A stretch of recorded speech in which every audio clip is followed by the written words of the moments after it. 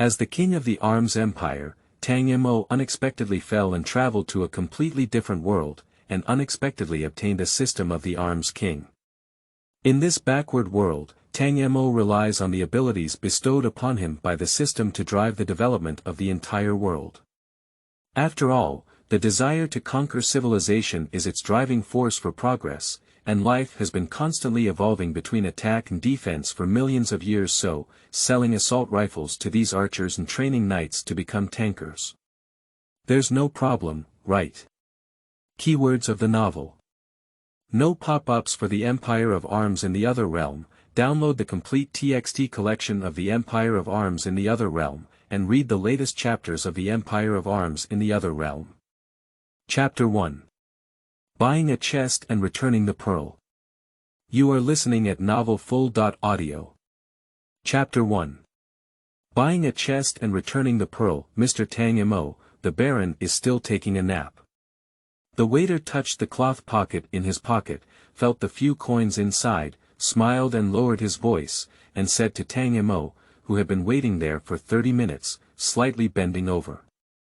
Since he took the bribe from the other person, he had to think more for them, so he smiled and said to the man who looked very embarrassed, he was very busy in the morning, so he had to rest for a long time. It's okay, Tang Mo smiled awkwardly, because as a businessman, it's not easy to ask to see a baron. He had already made 2 reservations before, and finally managed to get through today, which allowed him to sit here and wait.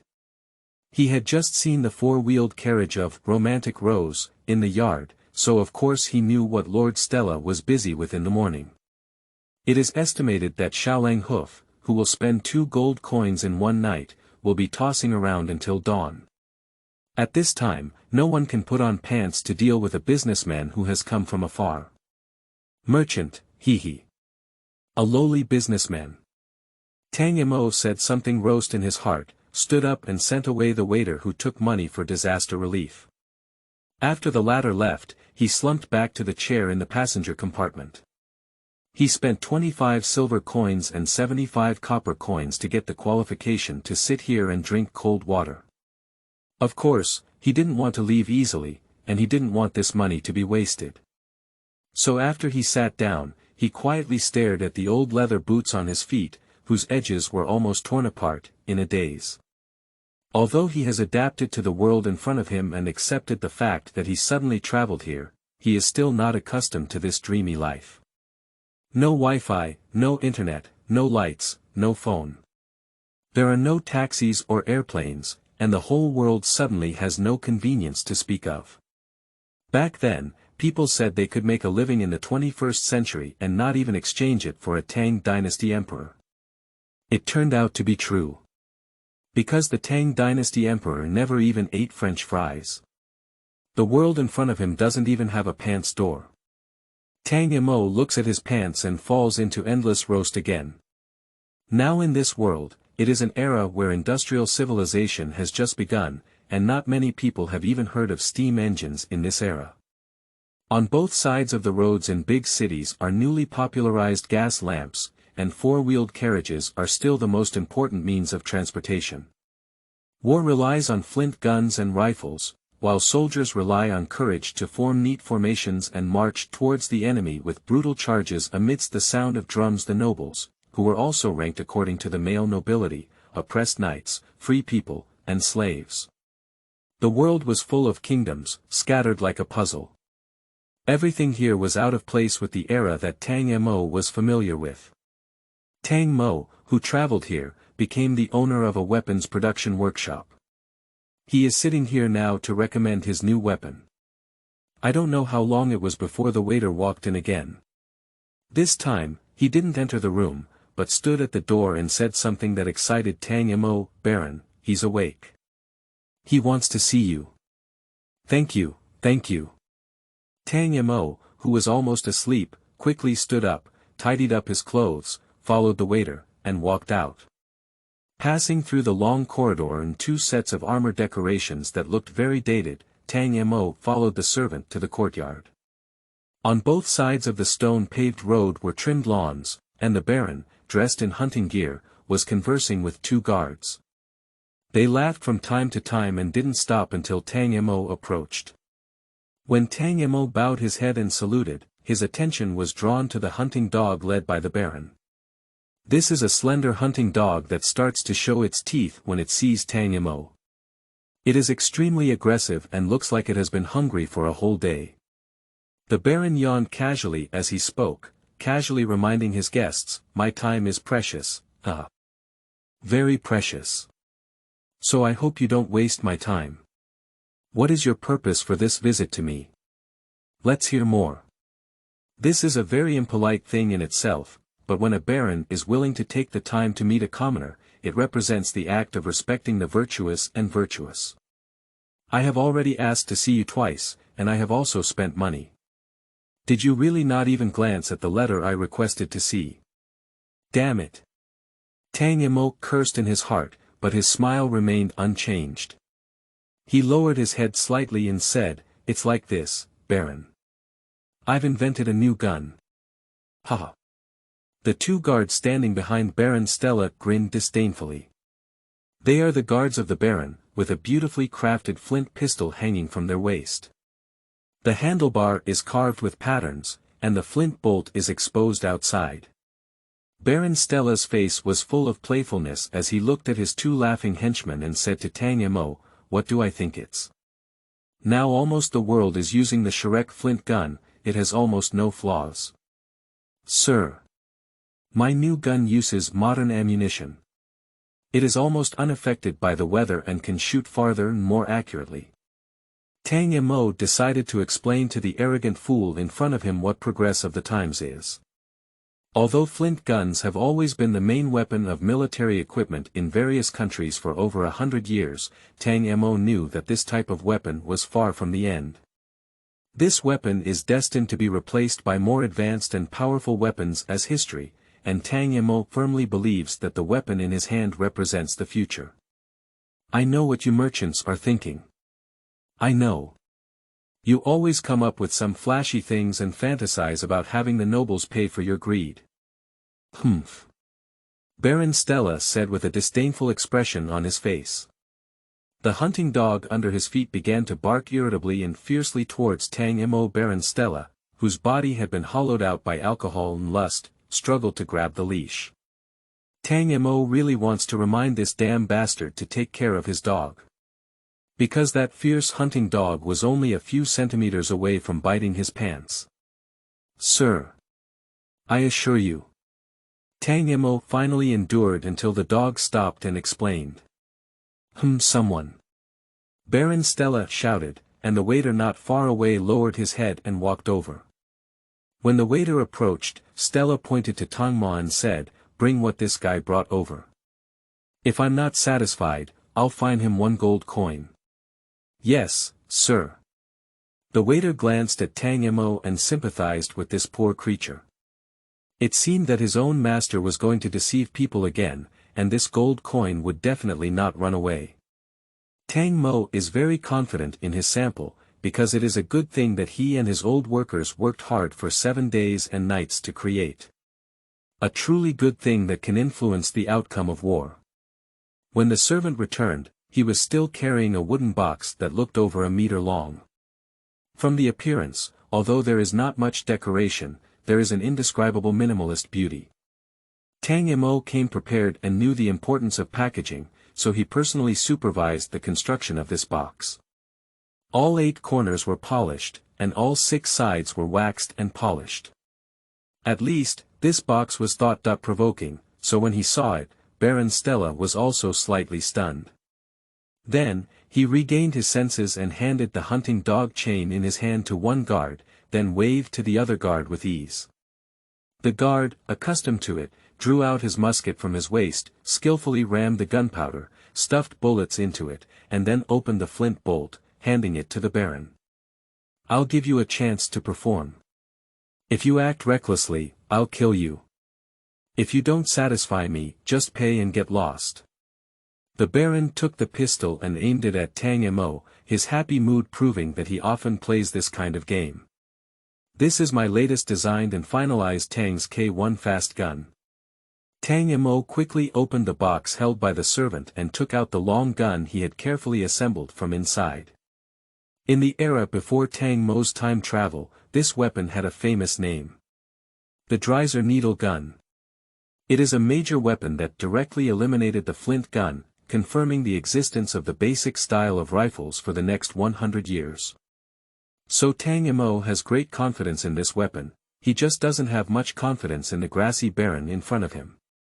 But he doesn't have any great solutions either. It's becoming more difficult to meet important people these days, and the wasted travel time is not worth mentioning. Tang Mo really doesn't have much money to manage the gatehouse and prepare for the meeting ceremony. He calmly picked up the rifle, stuffed the fixed charge wrapped in paper into the barrel, rotated and pushed forward to close the bolt, with smooth and fast movements. Then he picked up his rifle and aimed it at the distant forest, pulling the trigger. A sharp gunshot echoed in the sky of this estate. A row of birds in the distance started up, flapping their wings and flying towards the distance. Amidst the astonishment of four people, Tang Mo pulled open the bolt of the gun, poured out the incomplete paper shell fragments, and blew the gun barrel with his mouth. There's no way, smokeless gunpowder hasn't been produced yet in these years, and cleaning the gun barrel after every launch is a troublesome task. However, compared to the flint gun, Tang Mo's needle gun has made significant progress. Almost half of the time it took for the flint gun to prepare for firing, Tang Mo once again loaded the ammunition for the paper shell fixed charge, pushed on the bolt and prepared for firing. Bang! Another gunshot echoed in the open sky. Tang Mo waved his hand and helped the Baron dispel the gunpowder residue in the surrounding air, quietly waiting for Baron Stella to speak. The box is good. The Baron moved the musket pointing at Tang Mo, pulled the trigger towards the sky, and fired the third shot. As the gunshot gradually dissipated, amidst the barking of dogs, the Baron handed his musket to his guard and pointed to the servant holding the wooden box, casually saying, "When you leave later, just give him the gold coins." "Sir." Tang Mo was still unwilling to speak, but was stopped by Baron Stella's gesture. The Baron walked up to the box containing the needle gun, carefully examined it, and then continued, "I won't charge you for my bullets just now. This box is good, and I happen to use it to hold my fishing gear.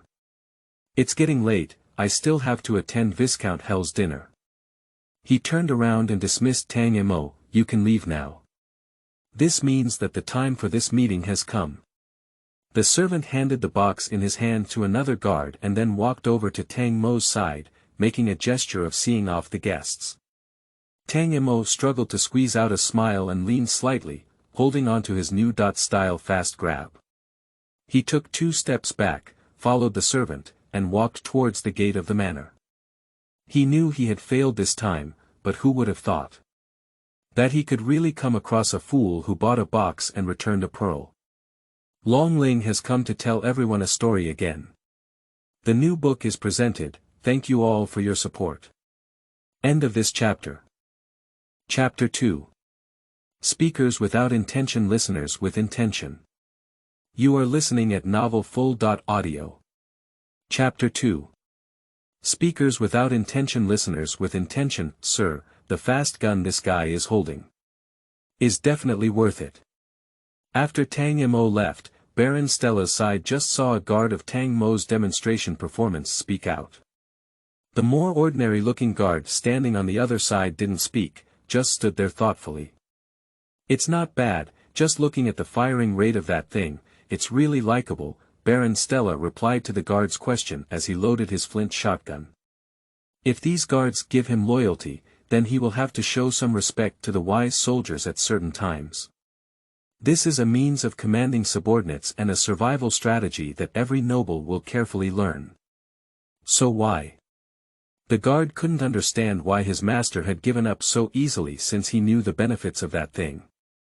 In his opinion, having stronger weapons seems to be the top priority in this chaotic world. After all, having some advantages when facing enemies is always a reassuring thing. The other guard only touched his nose, still looking indifferent and aloof. The kingdom has 4 Shrek flint gun workshops, producing nearly 2,000 new guns and repairing an additional 800 old guns every year. Do you know how much profit there is in this process and how much profit there is? After the Baron finished loading, he searched for his prey on the edge of the forest. He continued without looking back, from top to bottom, there are still 150 coins left for me. It's not a small amount. Shirek is the name of a consortium, and on this continent, the name of Shirek's consortium can truly be said to be thunderous. This consortium monopolizes the production of weapons in dozens of countries, setting up workshops in these countries to produce firearms, artillery, and various types of ammunition equipment. By relying on various means, Shirek has formed a tangled influence in these countries, controlling the procurement of military weapons, earning lucrative profits, and even influencing the decisions of these countries to a certain extent. A few months ago, Viscount Her had just taken a stake and invested in the construction of a new workshop for the Shirek flint guns. Once that workshop is built, it can produce over 300 new flint guns a year.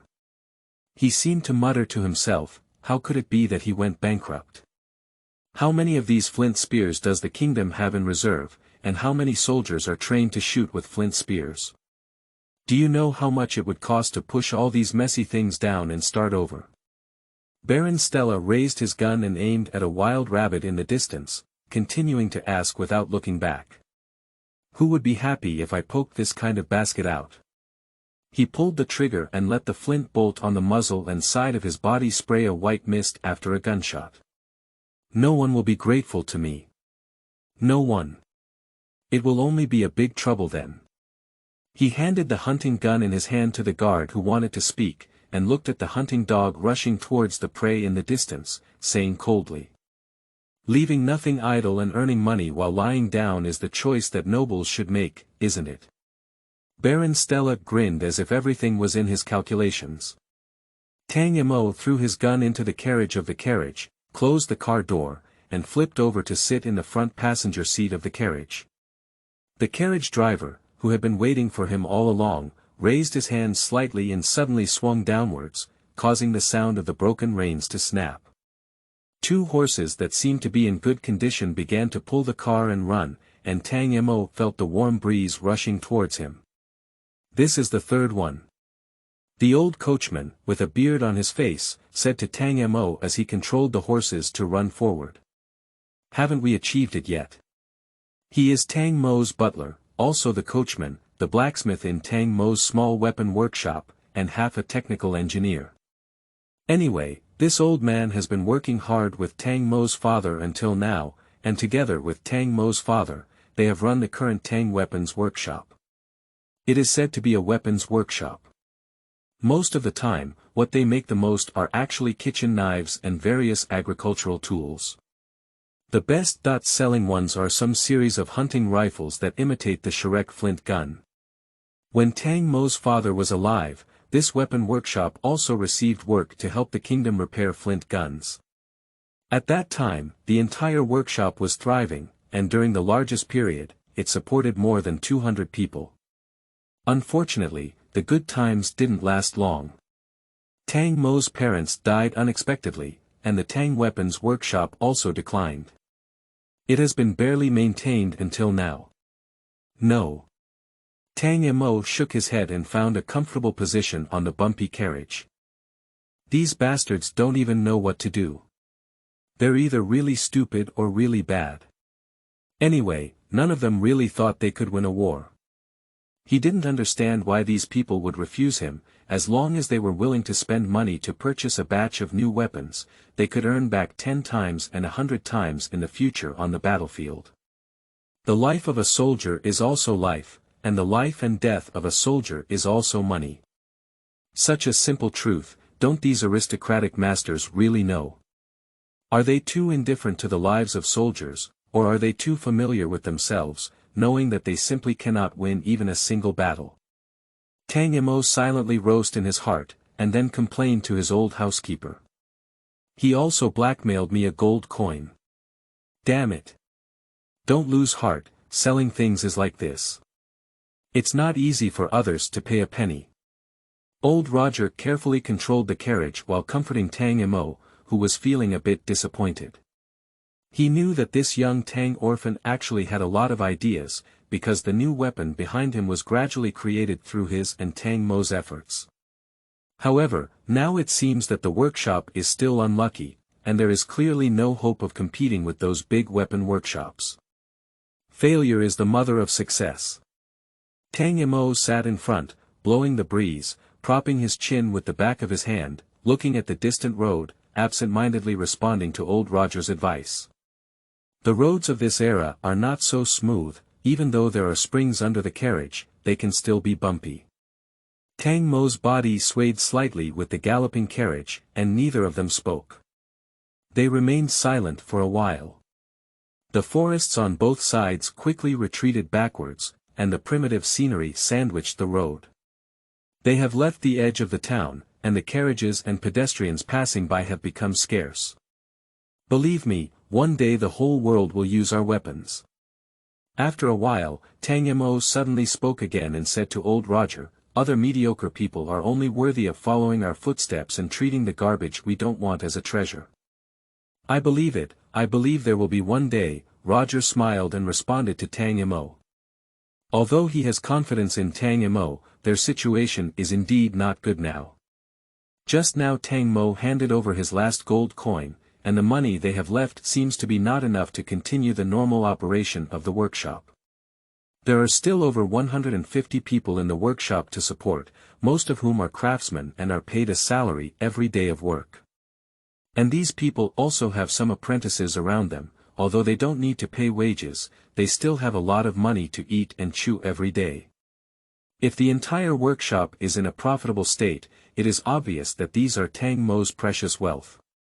However, if the entire workshop is in a loss-making state, these craftsmen and apprentices are just nooses around Tang Mo's neck.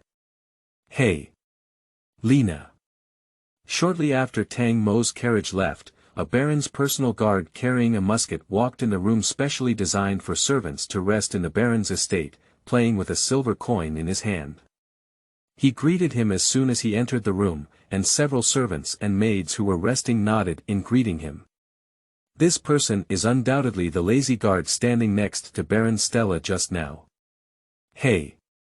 Wes!" Just as it was time for the shift change, the servant who came here to rest greeted him and then lowered his head to continue wiping his boots. There is no decoration in this room, only a few old chairs and a broken table covered in scratches. The guard who called Wes pulled up a chair and sat down beside him, crossed his legs and asked with a smile, "Who just came to demonstrate the new gun?" He didn't speak when the Baron was boasting just now, and then he asked the Baron to resign on the grounds that his elders were sick and needed someone to take care of them. After obtaining the permission of the Baron, he did not leave immediately, but came here. A businessman from the province of Bunas. The shoeshine servant answered without looking up, "He comes from the countryside and probably hasn't seen much of the world before." A freckled maid slightly bowed as she approached the two of them. It was time for her to start working and she had to go to her position to change people. "Bunas. Isn't that the beach over there?" Guard Wes gave up his seat and let the maid pass between the two, then continued to ramble around, as if there was no general direction for the conversation. 2 fish were also brought from over there yesterday. They smell so bad." "Ha ha ha," said the servant named Lena and laughed. "Ha ha ha." Wes also laughed along, as if he could feel the taste of the fish transported here. "What about that country bumpkin? What's his name?" "Tang Mo, give me this." The servant named Lena put down his half-wiped boots and casually took out a small piece of paper from his pocket with his hand that had just been propped up in the shoes, handing it to the guard. Being a servant with a baron naturally has some basic qualities. The servant also recognized that the purpose of the guards coming here to find him was probably aimed at the young man named Tang Mo. So he decided to offer favors. Anyway, everyone works under the baron's command, and it's always good to have a good relationship. Wes frowned, but still took the piece of paper and saw a large line on it. Tang's Weapon Workshop. There are strict regulations on the scale of places that produce things these days, but those with 100 people can only be called small workshops, those with more than 100 people can call themselves workshops, and large workshops with more than 1,000 people are called workshops. Guard Wes flipped through the paper and saw a detailed address written on the back, followed by a slightly larger font name. Tang Mo. It's okay if I take this thing, isn't it? Wes pressed the silver coin he was holding onto the table and asked symbolically. Of course. It's okay, Lena shrugged, indicating that it didn't matter at all. It's the first time I've seen such a shabby piece of paper for a famous post. Yeah, interesting person. Wes stood up and stuffed Tang Mo's business card into his pocket. He stepped out of his legs and walked towards the door. Thank you.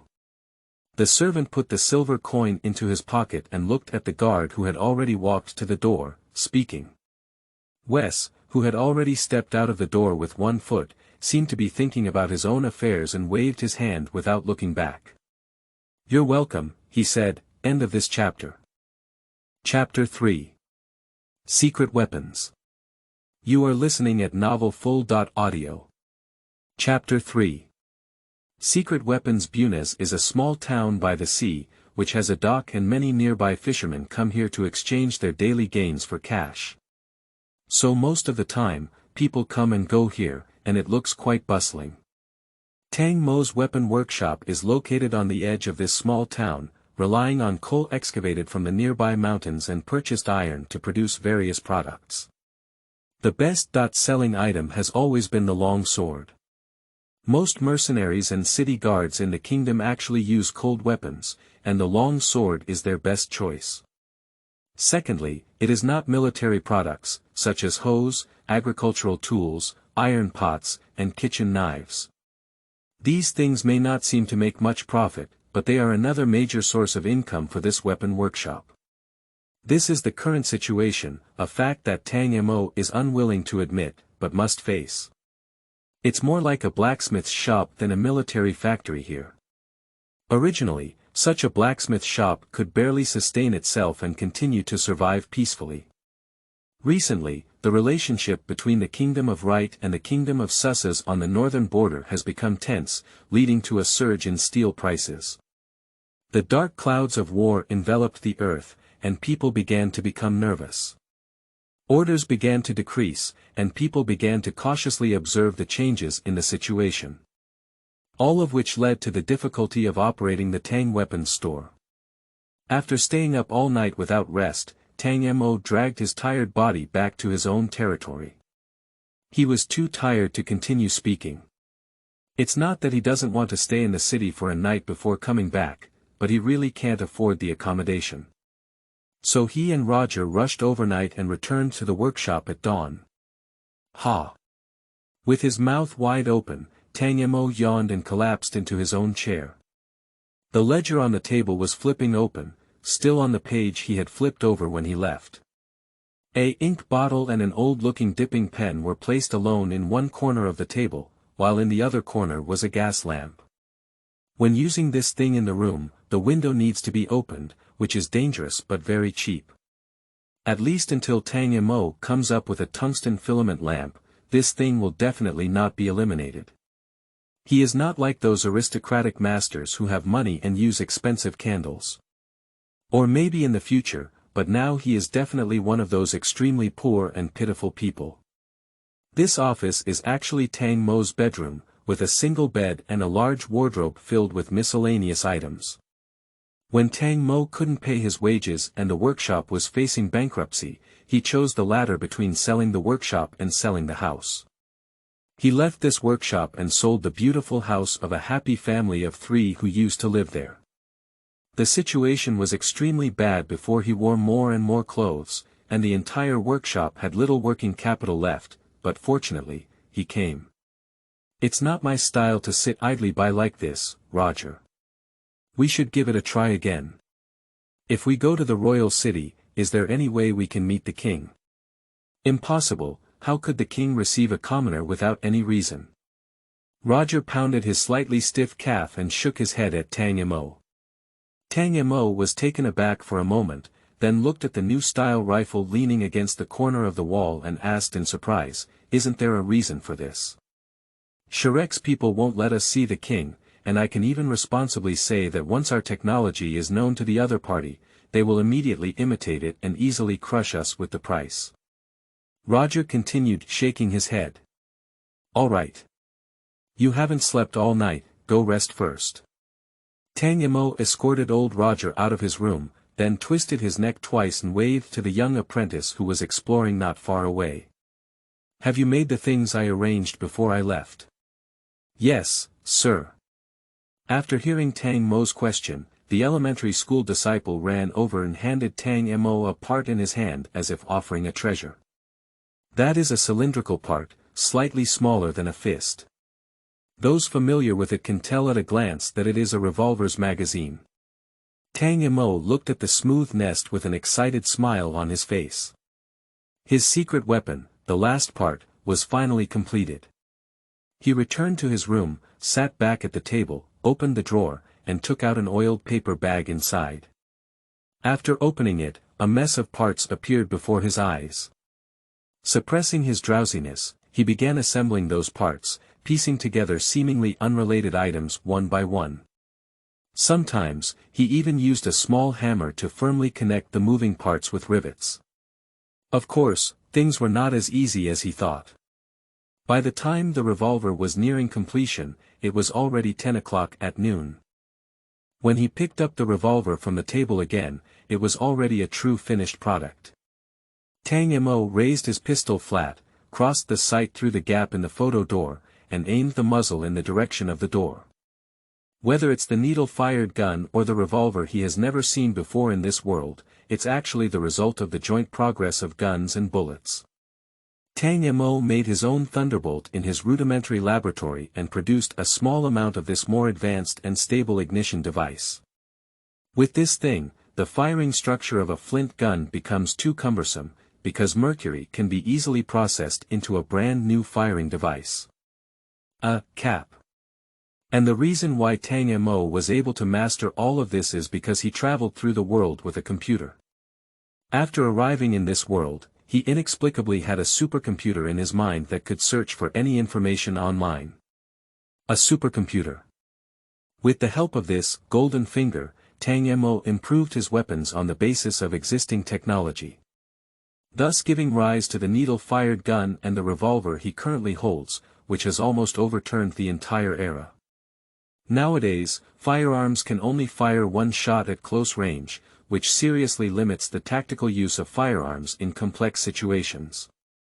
So, like many old movies, most of the armaments of this era were equipped with cold weapons such as firearms and swords at the same time. Who would have thought that a weapon to break these shackles had already appeared and was already in Tang Mo's hands? The terrifying firepower that can fire 6 shots in a row, as Tang Mo's secret weapon, is enough to give him a certain degree of self-protection ability when facing any enemy. This weapon uses paper-fixed ammunition, which has a faster and more convenient firing rate and loading than all existing weapons. When facing the flint gun, Tang Mo's pistol had enough time to fire 12 shots with 3 shots from the opponent. Such a firepower density is definitely enough to be described as terrifying. Just as Tang Mo was about to put the pre-made bullets into his pistol and try it out, a little boy stood at the door, wiping his hands covered in oil with his apron, and looked into the room. "Boss. Someone's looking for you. He said he's here to buy a gun." The Tang Weapons Workshop is said to be a workshop, but in fact, its scale is even larger than a small factory. As the saying goes, although a sparrow has all 5 organs, it refers to this small enterprise. There is a smelting and metallurgical workshop here that can produce shared steel by itself. There is also a production workshop used for forging, polishing, and processing. Of course, because I have also repaired firearms before, there are also some woodworking equipment, machinery, and corresponding operators, as well as a few women who cook for these workers as apprentices. They are really quite a few people. Except for the apprentices, everyone relied on Tang Mo for a meal, and of course, these people were also very skilled. Many of them were skilled craftsmen in their positions, which was also the main reason why Tang Mo decided to continue with them. What is the most expensive thing these days? Talents.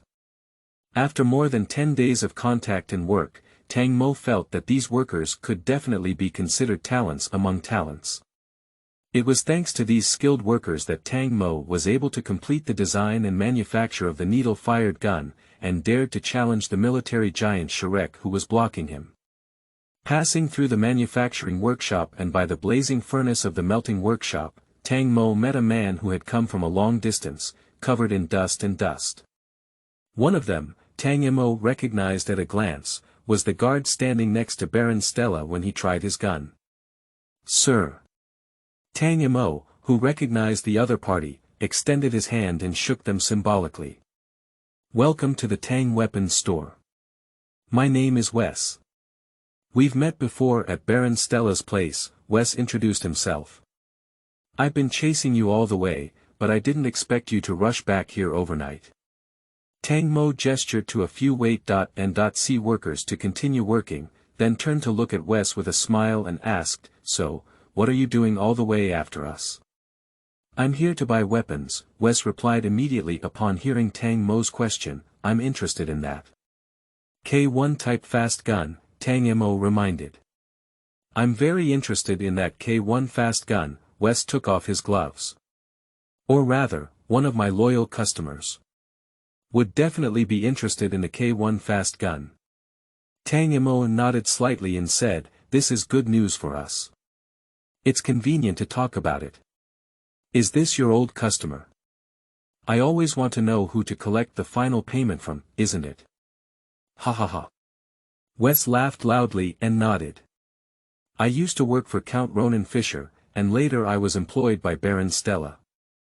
But I still prefer Count Fischer to that playboy."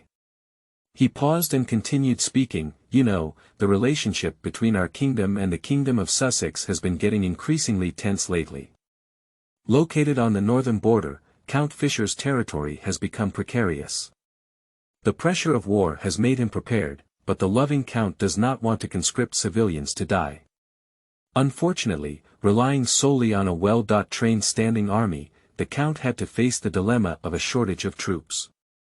Therefore, he urgently needed some solutions to solve the current problem." Wes spoke up, "I think the K1 fast gun in your hand may be the answer. So you're really looking for the right person." Tang Mo snapped his fingers and pointed at Tang Mo. "Believe me, the K1 fast gun has a firing rate 3 times that of the Shrek flint gun. People invading Count's territory will learn what an oncoming steel storm is. I have no doubt about this, so I quit my job and came here to find you. I hope you can go to Biling with me. Bring your new weapon. The Earl's reward is not low, 500 gold coins. I'll draw 30%. Wes finished speaking and looked at Tang Mo, waiting for his decision. 20%.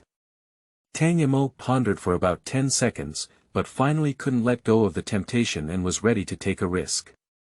New book, seeking collection and recommended tickets. End of this chapter. Chapter 4. Who is not a smart person? You are listening at novelfull.audio. Chapter 4.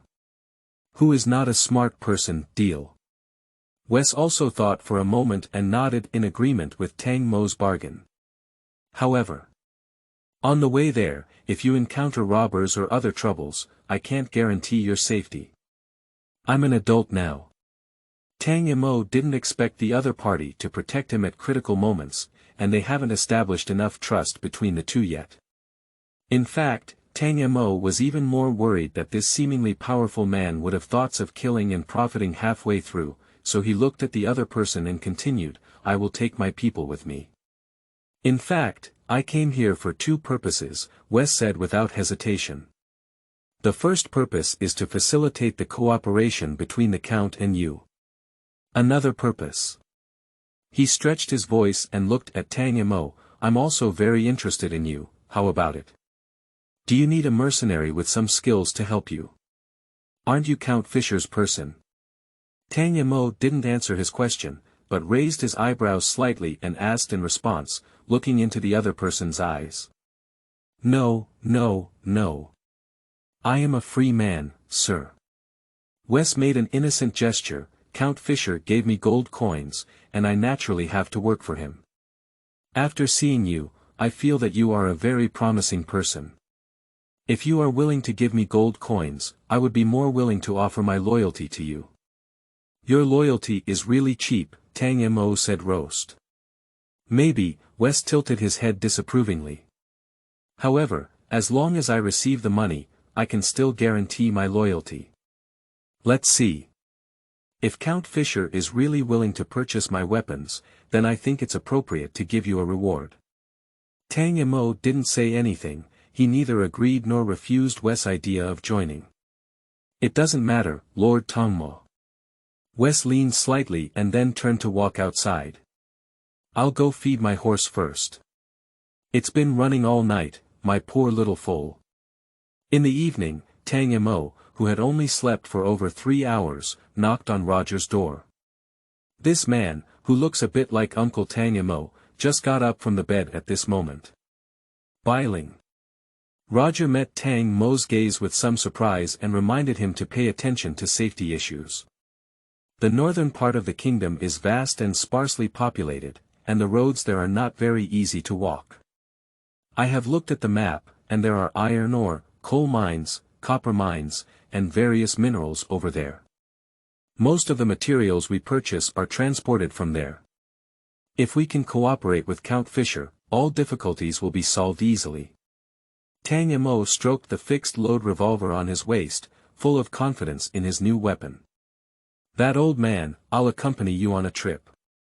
Roger pondered for a moment before speaking, when will we depart?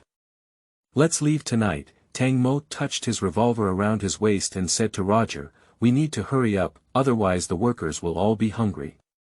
Then let's go. Old Roger didn't waste his time and turned around to find his clothes. Tang Mo knew he had to prepare a carriage, so he went to the stable to find Wes. The composition of the team of 3 people is not complicated, and Wes serves as the driver, responsible for driving the way. Tang Mo and Roger, on the other hand, gathered their energy in the carriage. This time, due to time constraints, Tang Mo was unable to prepare another exquisite box, so he had to temporarily make a regular wooden box and put the carefully carved K1 fast gun sample inside. When Tang Mo got on the car, he saw the flint pistol on Wes's waist, and a long sword on the other side of his waist. This is almost the highest weapon configuration for a wandering ranger who walks alone in the martial arts world. From these details, it can also be seen that this Wes should have good skills. I didn't expect you to rush late at night.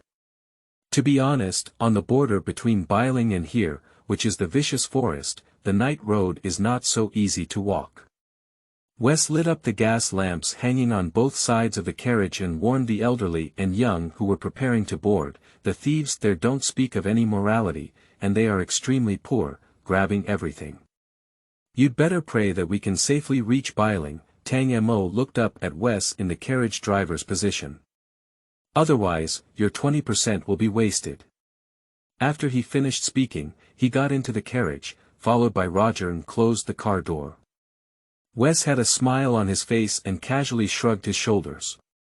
Then he let out a loud shout and simultaneously swung the reins, urging the 2 fast horses to gallop towards the road that extended to the end of his gaze. The carriage left the town very late for dinner and ran towards the north in the final sunlight. The road was not very smooth, so the carriage swayed slightly with the potholes on the road. Tang Mo fell asleep after getting into the carriage. He had been running around for too long these past few days, so he needed to find time to recover and rest. The poisonous forest lingers in the central northern part of the Kingdom of Right, stretching all the way to the North Ridge. This forest has a complex terrain and a vast area, nurturing countless lives. It is precisely because they covet the minerals of the North Ridge that the Kingdom of Susses plans to use a war to annex the North Ridge and revise its border with the Kingdom of Right on the front line of the evil forest. There are not many roads crossing this forest, and many times they are not peaceful. The mountain bandits who block and rob often appear in this area, so most of the time the caravans that come and go will travel together. Tang Mo and his group had no time to waste waiting for other caravans to gather before passing through this forest, because there were over 100 people in the workshop waiting for him to bring back good news. Quickly, when the sun finally fell into the horizon, the vicious forest was like a giant beast with a wide open mouth, crossing the end of the road. On both sides of the road, there are caravans gathering to camp and camp. They do not intend to pass through this forest at night, so they stop at the edge of the forest, light a bonfire to rest for the night, and set off together tomorrow at dawn. A carriage with 2 gas lights running swiftly along the road between these caravans, and as the carriage began to slow down slightly, Wes swung his whip again, blowing the air and making a crisp sound. His eyes, which didn't look very sharp, stared ahead. The road was illuminated by gas lights, and only a dozen meters in front of him could vaguely see the road conditions. In this era, driving at night is actually very dangerous, and this danger comes from various aspects. The road ahead is getting narrower and even Wes has to control the carriage to slow down. He lightly tapped the carriage of the carriage twice with his hand, and waited for the small window under his feet to be pulled open from inside before warning, "The road conditions here are not very good, our speed has slowed down. There may be danger, be careful." "The moon tonight is really nice," Tang Mo exclaimed in the carriage. He slept all the way until now and just opened his eyes. The bumpy journey of 3 or 4 hours helped him regain some energy. The carriage continued on, and the 2 gas lamps became more and more prominent in the dim forest. And on a high ground, a pair of eyes were also staring at the 2 weak lights running in the forest, appearing and disappearing from time to time. As the saying goes, it has been half an hour since the 2 lights that seemed to be in close proximity to the dead horse running towards the mountain actually approached. On the rugged mountain road, a strong man suddenly stood up and aimed his bow and arrow at the man driving the carriage. Wes drove his carriage rapidly on the road, suddenly feeling a chill coming. His sixth sense of wandering the world for many years made him instantly alert and instinctively tightened the reins. Dang! A strong bow and arrow pierced the carriage, and the feathers at the tail of the arrow continued to tremble uncontrollably. Attacking a rapidly moving carriage itself is a matter of uncertainty, and whether it can be hit or not depends entirely on luck. Moreover, there are not many Robin Hood who have been diligently practicing arrows these days, seeking 100 steps to make a breakthrough. Thieves use bows and arrows mainly because they cannot obtain firearms, and even in the deep mountains and forests, they cannot produce bullets without maintenance parts. Therefore, bows and arrows that are more convenient to repair have become their preferred choice.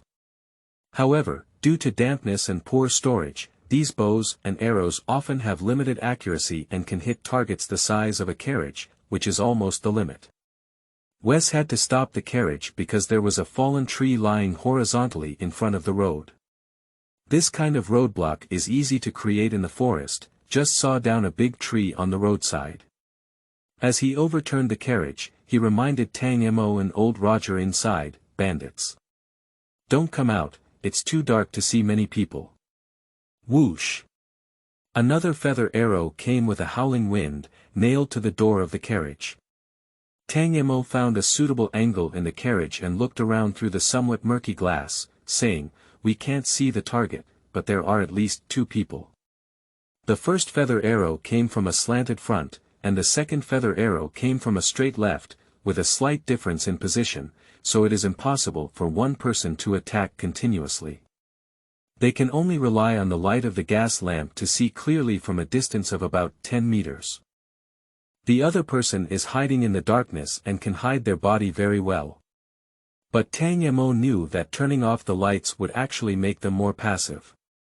The other party was active in such places all year round, familiar with the terrain, and had high experience in night combat. He and Old Roger were even less used to it. So, Tang Mo said to the Old Roger behind him, "Take out the gun given to the Count, load it with ammunition. Keep an eye on Wes." He didn't trust Wes yet, so his first thought was to have Roger prepare for battle while keeping an eye on the newcomer who was closer to them. Taking the K1 fast gun from old Roger's hand and standing in a convenient position, Tang Mo carefully unlocked the carriage door and then carefully pushed it open.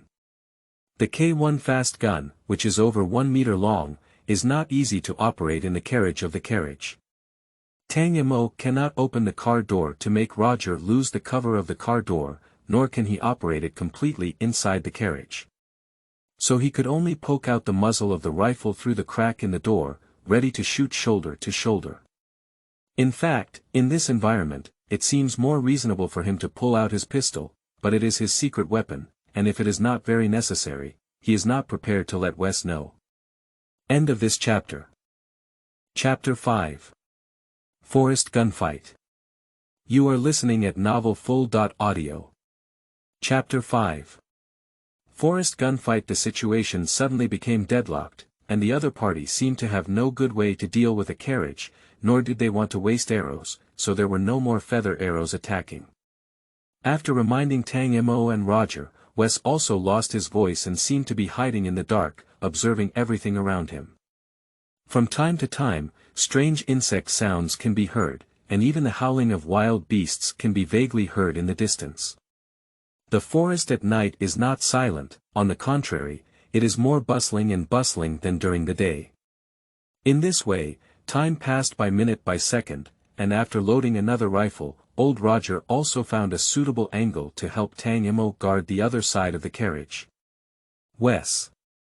Tang Mo seemed to see a faint figure on the edge covered by the light. He shouted, unsure whether he was confirming his enemies or simply calling out to his companions. Quickly, the ugly face of the first man carrying an axe rushed out of the darkness, and he rushed straight towards Tang Mo, shouting his voice to strengthen his momentum. Tang Mo kicked open the door of the carriage with his foot, adjusted the position of the gun slightly, and then aimed at the target. Because the 2 gas lamps are located outside the carriage, it is not very realistic to see the interior of the carriage from the outside. The man who rushed over and raised his axe above his head saw the carriage door suddenly open, and the feather arrows inserted on it were even broken, causing a noticeable lag under his feet for an instant.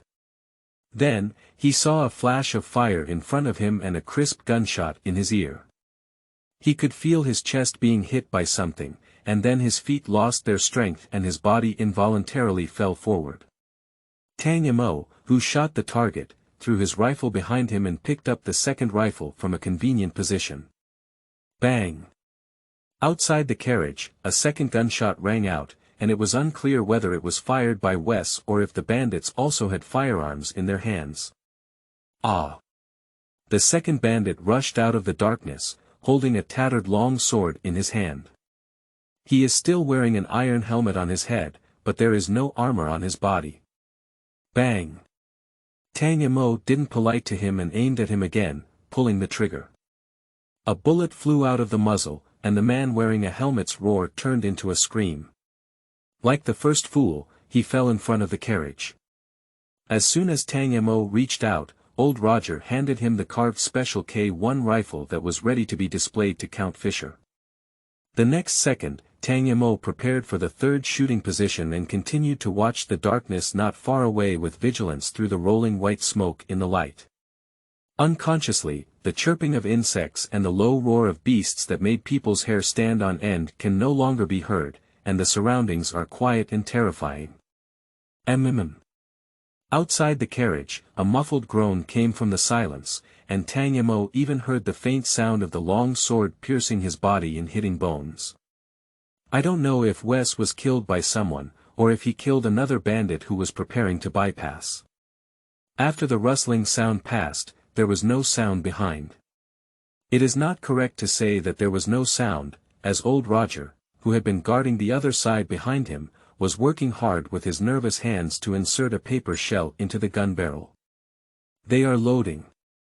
Hurry up, a voice shouted loudly in the woods, clearly the leader of this group of thieves.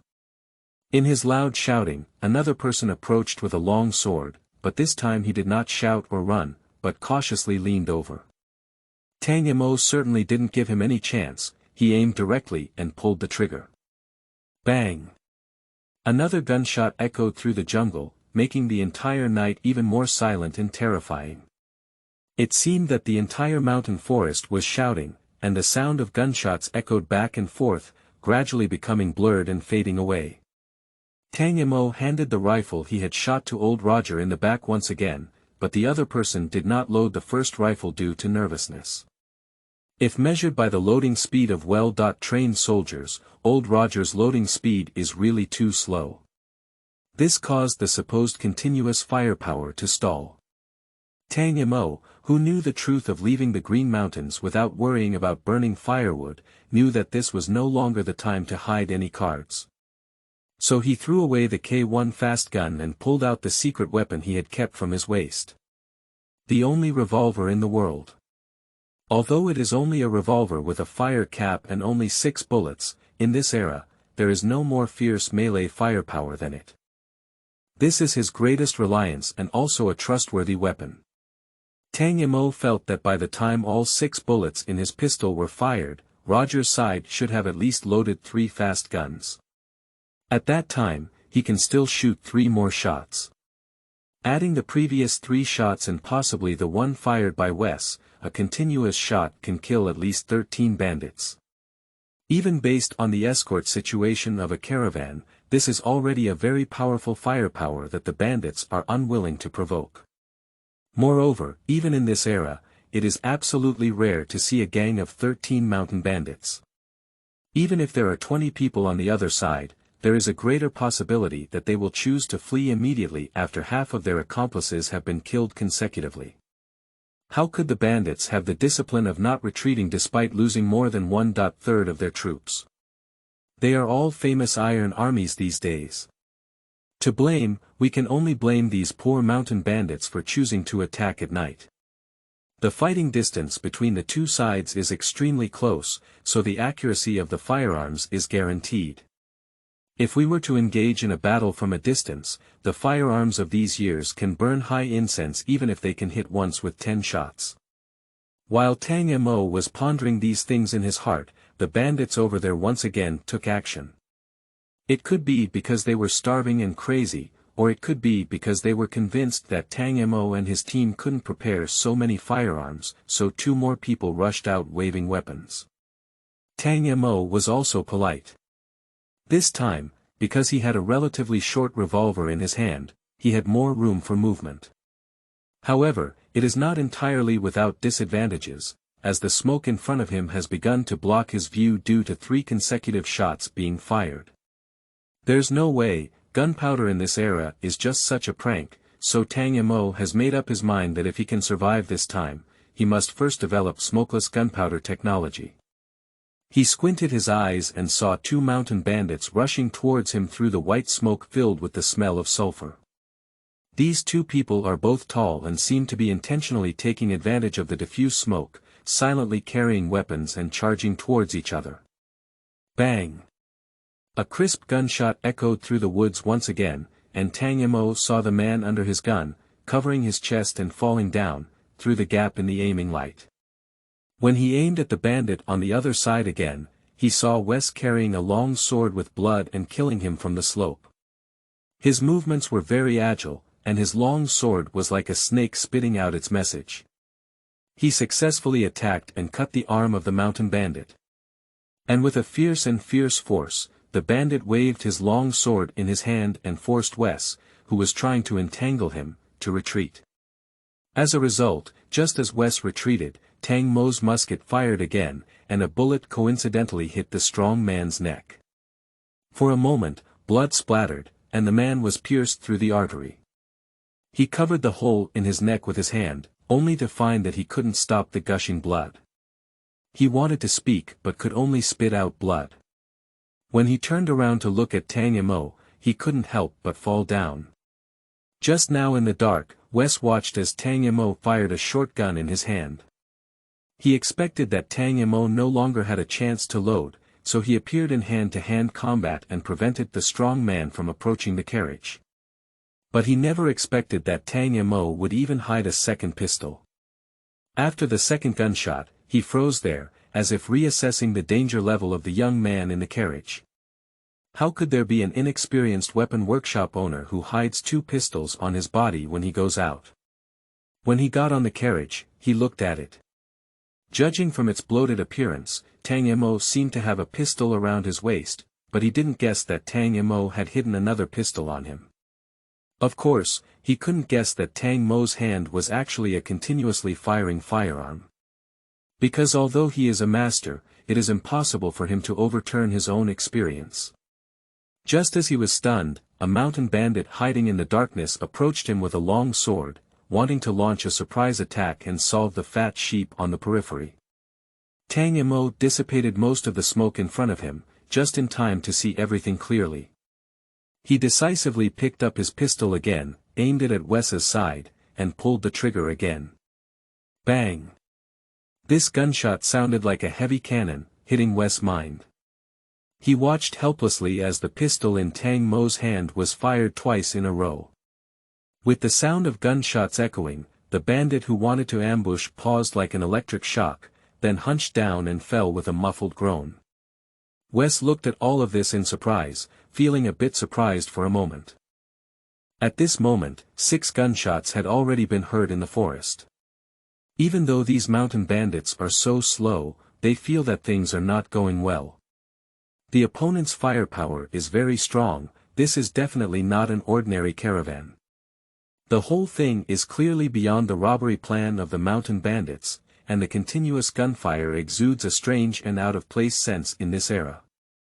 Who could have thought of it? The actual battle of the world's first revolver will erupt in such an unknown forest, on such a pitch-black midnight. This book has already been signed, asking for recommendation tickets, monthly tickets, tips. Shamelessly asking for a wave, rolling and selling cute. Also, I apologize. Long Ling wrote hi, there were not enough pairs of bullets. I'm sorry, it has been changed. Please forgive me. End of this chapter. Chapter 6. Endless Elimination of Evil. You are listening at novelfull.audio. Chapter 6. Endless Elimination of Evil. Of course, Tang Mo could not have thought of such a profound impact at this time, and he was also a bit nervous now. You should know that his revolver has already fired 3 shots at this point. There are still 3 bullets left in the nest, which are almost all of his firepower in a short period of time. He didn't have time to see how many rifles old Roger had loaded behind him, so all he could confirm was the 3 rounds of ammunition inside his revolver. And to be honest, no one knows if there will be any malfunction in the paper shell fixed loading ammunition of this era. So Tang Mo is now also full of worries about the current battle situation, and everything is starting to exceed his expectations. Because he really didn't know how many robbers there were, the risk on the battlefield clearly became higher as the reserve bullets that could be fired immediately became fewer and fewer. For Tang Mo, this situation is very bad because the more he kills now, the higher it is to say that he is pulling the hatred of the bandits. If I were to be captured later, even if the other party tried to appease their subordinates, they would probably cut him open and chop him up to feed the dog.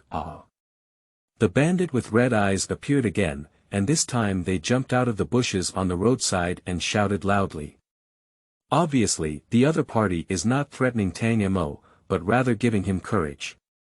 Although he didn't believe that Tang Mo's weapon could fire continuously, so many people had already died consecutively, and it was obvious that this group of mountain bandits were struggling to get off. The number of people involved in killing and profiteering in these deep mountains and forests is actually the fundamental basis for their livelihood. After losing a large amount of living power, what awaits them is basically the end of destruction. So these people now have almost no intention of running away, but rely on the courage brought by despair to prepare to take down the passers-by in front of them who don't know where to come from. Tang Mo naturally couldn't have been captured without restraint, even though he increasingly felt that the war situation was beyond his control. It was definitely not his character to lead a neck and kill. So when the thief rushed out of the bushes, he immediately turned his gun and aimed at the target upon discovering the other person. Just 5 or 6 steps away from him, Tang Mo pulled the trigger again. This time, he intentionally made some aiming preparations, so the bullet hit the crucial part of the bandit. The other person's head was directly pierced by a flying bullet, and they fell backwards, hitting a corpse next to them. His long sword fell to the ground with a clanging sound, accompanied by a crisp sound. Another bandit with a crossbow and arrow finally rushed into the bright spot. This bandit has a strong physique, with muscular arms exposed outside. He wears an iron helmet and even has a lock armor on his body. Obviously, this is the leader of this group of mountain bandits. At first glance at the other party's attire, or rather the rushing momentum, Tang Mo confirmed this. The opponent's equipment was very good, and they were strong. They rushed towards Tang Mo in just a few steps. Tang Mo didn't hesitate and pulled the trigger again at the strong man. Bang! A gunshot and white smoke sprayed from the muzzle appeared almost simultaneously, and a bullet flew out of the barrel, unstoppable, hitting the man's lock armor. It has been proven that lock armor cannot actually block bullets from close-range firearms, even plate armor cannot. However, due to the delay of the lock armor, the strong man only stumbled after taking a shot, but still held his long sword high and charged towards Tang Mo. By the light of the gas lamp hanging next to the carriage, Tang Mo could even see the sharp and cold faint light reflected from the opponent's long sword peak. Feeling the oppressive feeling that the other party had brought to him, as well as the coolness that surged from his feet to his head, Tang Mo didn't hesitate to pull the trigger again at the other party. The ammunition nest began to rotate when Tang Mo pulled the trigger, and the linkage device safely and reliably completed the task of changing ammunition and firing. The next second, in the frightened gaze of the strong man, a white smoke enveloped his vision, and a bullet hit his body exactly. The first shot had given him a full impact, but in fact, he was already injured and blood had soaked his shirt under his armor, flowing down the cold armor. At the location where the interlocking lock armor was hit by bullets, the dense iron rings were severely deformed due to tremendous force, and many of the buckles had already fallen off. At the center of these twisted and deformed lock armor is a hole that is bleeding at anchor. And this second shot opened a hole in his armor, hitting his left chest. After piercing the armor, the bullet charged into his heart. He never thought to his death what Tang Mo was holding in his hand. Surprisingly, he was able to fire 5 shots in one go, causing him and his brothers to drink hatred on the spot. Of course, what I didn't expect was also Wes on the side. He was holding his long sword at this moment, his hands trembling uncontrollably. This is not because of the current bloody scene. In fact, as a ranger, I have seen even more tragic situations than this. He was shocked. He felt that his agile skills and rich combat experience had become a joke in front of that young man. Having experienced countless fierce battles, he now looks at Tang Mo and feels that this young man is a more terrifying demon than these mountain bandits. Even in the face of 10 more mountain bandits, Wes had the courage and confidence to maneuver around, and could even fight his life to kill these bastards one after another. However, when he saw the weapon in Tang Mo's hand, he was shaken and questioned about his own strength. To some extent, Tang Mo subverted everything he relied on for survival. It's like an old man who has taught the theory of a round sky and a round earth all his life suddenly seeing the theory of the earth one day. It's like a doctor who has been bleeding and treating others for a lifetime suddenly learning the correct medical theory. In short, this subversion made it difficult for Wes to breathe smoothly. He instinctively pulled his collar with his hands, ignoring even the button on top that broke open. A divine weapon that can fire 5 shots in close combat. A treasure that can quickly end the battle regardless of how the opponent dodges. From now on, rangers may no longer exist. Any child or elderly person who holds such a weapon can easily defeat an experienced mercenary ranger with explosive combat power. Tang Mo smelled an increasingly strong smell of blood in the air, a smell of sulfur that was difficult to conceal. His nerves remained tense, but the sudden silence began to make him pay more attention to the details around him. Around the carriage, there were various corpses lying haphazardly. As far as you can see, there are 7 mountain bandits killed by Tang Mo himself.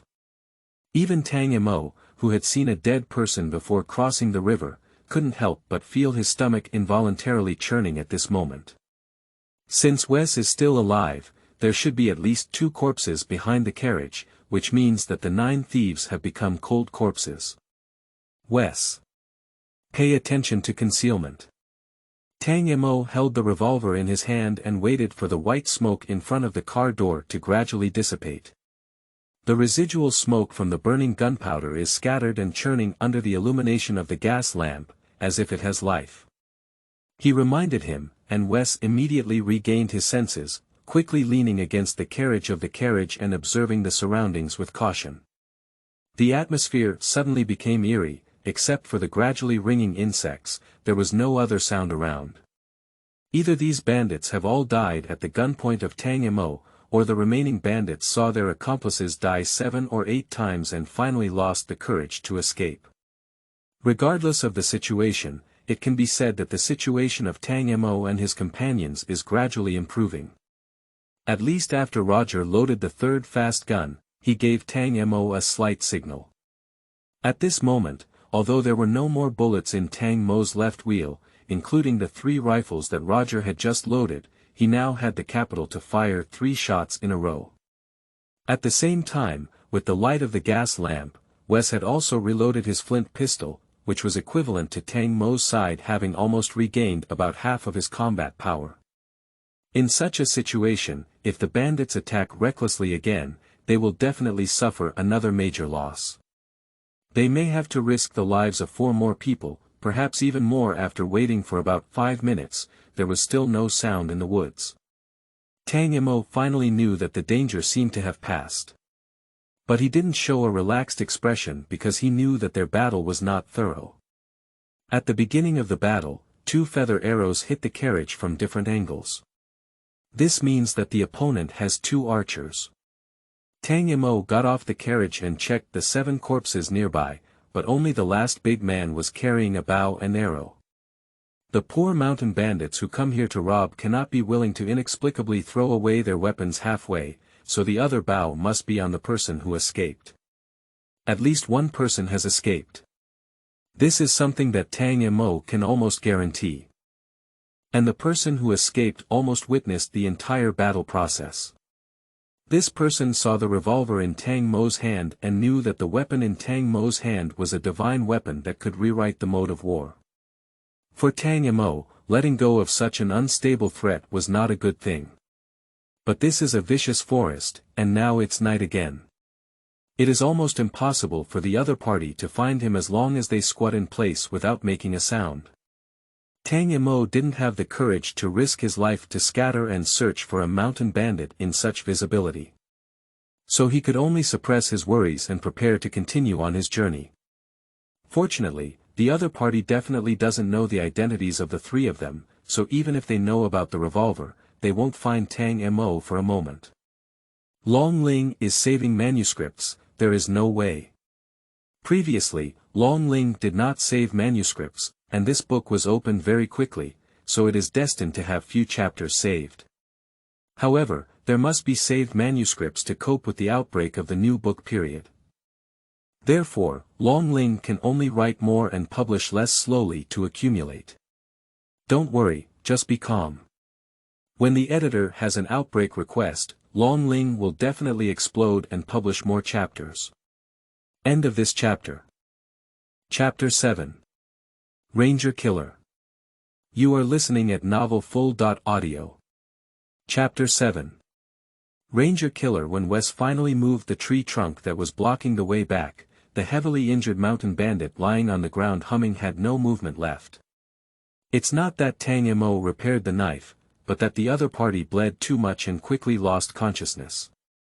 In this era, there is a shortage of medicine, and even if one is not immediately killed, there is nothing to save from being shot through the internal organs with a fire gun. This is not a battlefield, but it is filled with a nauseating odor. The sound of insects echoed around once again, and everything seemed to be returning to silence. The smell of gunpowder has become even lighter, and the smell of blood scattered on the ground cannot be concealed. Wes looked at the corpses lying haphazardly on the ground under the light, still unable to break free from the shock he had just experienced. In the past, he disdained doing miscellaneous work such as moving roadblocks, which was only done by subordinates. But today, after hearing Tang Mo's command, he couldn't help but move his legs, sweating profusely to move the tree trunk and not daring to come back and call for Tang Mo and Roger's help. At this moment, when he comes back and sees these corpses under his feet, there is still an unreal feeling. A terrifying weapon that fires 5 shots in a row. Damn it. He even thought of the name of this weapon when he was moving trees. Ranger Killer. If this weapon spreads out, people like him may really have no way to survive. Mercenaries can be done by anyone in the future, just by any weapon like this. Wes. Tang Mo spoke first, breaking the silence of the night. I hope you don't tell the Count what happened today. Why? Why? Wes was taken aback and looked at Tang Mo, suddenly feeling that the young man in front of him was somewhat unfathomable.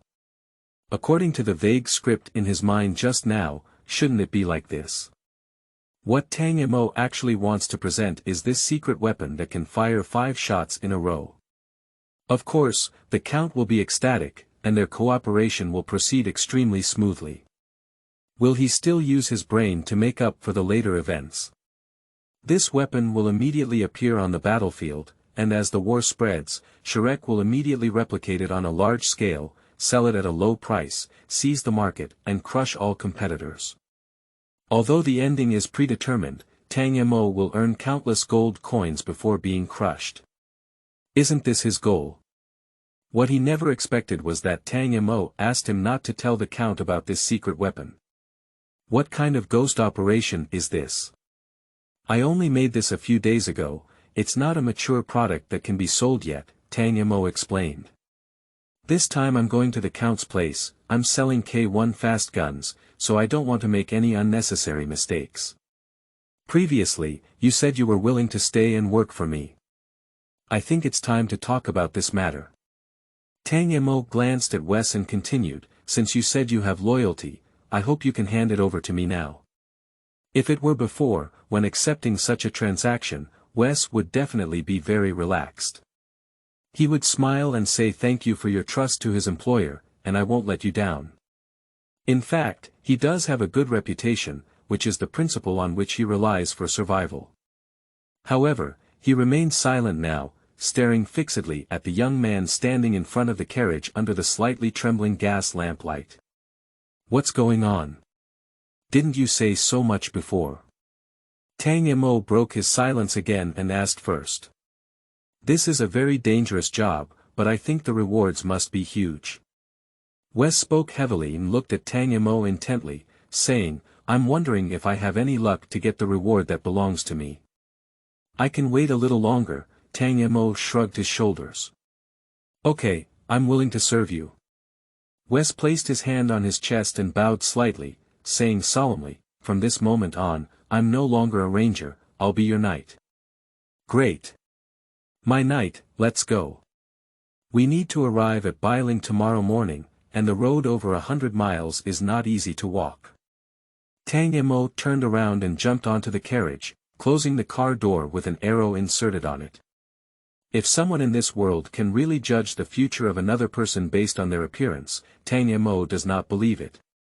He is more willing to believe in data analysis, a comprehensive evaluation obtained by balancing facts and interests. So Tang Mo knew that Wes was willing to stay and work for him, not because he saw that Tang Mo had any imperial appearance. The other party staying is more of a gamble on a future. From any perspective, the K1 fast gun developed by Tang Mo must represent the direction of future weapon development, and the secret weapon in his hand, the revolver, is also a bargaining chip. As long as you join Tang Mo's power early, you will definitely gain more benefits when Tang Mo rises. This is the reason why Wes was moved and also the reason why he ultimately decided to join. This behavior of burning a cold stove is actually not difficult to understand, similar to investing, as long as everything goes smoothly, you can make a lot of money. So, what if Tang Mo fails? Of course, there's nothing strange about it, it's just an investment failure. Tang Mo felt that at that time, Wes would not hesitate to distance himself from Tang Mo and throw his bullshit loyalty into the garbage heap. He would not have any problems or be implicated. For Wes personally, this is a steady and profitable business, while for Tang Mo, he actually doesn't care. Anyway, I also need the help of someone as knowledgeable and skilled as Wes on my end, let alone Tang Mo, who has always wanted to find a security guard for the workshop. Wes brought it to my door himself, which can be considered as making the most of everything. As for loyalty and joking, Tang Mo is not a child. He doesn't believe in so-called loyalty. He just needs Wes to provide him with some safety when facing the thieves. Just like before. Old Roger is a blacksmith and a good engineer, but he is not a qualified warrior. This can be clearly seen from the encounter just now, when Old Roger, who was only responsible for loading ammunition, was trembling his hands. It is reassuring to have such a confidant help manage the company's production arrangements and even personally participate in work, but it is obviously a bit difficult for him to face danger with himself. If Tang Mo had a single choice, he wouldn't have let Old Roger follow him on an adventure in the evil forest. There's no other way, Tang Mo really can't find a suitable candidate to be his follower. Although Wes is still unable to handle this job in the short term, it is obvious that with Wes in place, there are some small-scale conflicts, so at least there is no need to make things difficult for Old Roger anymore. Wes leaned slightly and watched Tang Mo get on the carriage before preparing the carriage again. At this moment, he remembered that in the sound of gunfire just now, neither of the horses pulling the cart was nervous and hissing. But then he was relieved that the horses in the arms workshop often heard gunshots, so they might have gotten used to it. He really guessed it right. When Tang Mo experimented with weapons, he often stood by the stable. On the one hand, he trained his horses to get used to gunfire, and on the other hand, there was really no other place in the workshop for him to use them. The carriage was once again on the road, and the body thrown by the roadside was ignored. This era is like this, there are such unlucky people everywhere in the wilderness and mountains. Some are from past merchants, some are from robbers blocking the way. Who cares about this? Tang Mo sat on the slightly bumpy carriage, loading new ammunition into his revolver while smiling at Roger, who blushed slightly. Although Roger boasted that when he was young, he faced 3 robbers alone without changing his face, now it seems that these words are obviously not very true. The recent battle exposed Old Roger's true form, as he had never actually experienced a true battle. Just now his hands were trembling uncontrollably, unable to even load bullets into the gun barrel. You should know that his hands are actually very stable, and when polishing parts, they are even more reliable than machine tools. But just now, his hands were trembling violently. Let's leave this kind of thing to us in the future. Tang Mo stuffed a bullet into the nest from the preset gap in the front, and then used the pressure bar under the barrel to compact the ammunition.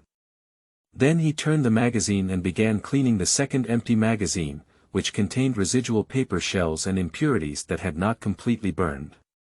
Before the invention of metal casings, loading firearms with ammunition was actually a very troublesome task. Even if Tang Mo can create a revolver that fires continuously, he cannot change this law. Only when smokeless gunpowder that can quickly burn with almost no impurities is developed and loaded into metal fixed-charge shells, can the true continuous shooting of weapons have practical significance. The practice of continuously firing and then directly loading new ammunition is almost no different from killing in today's world.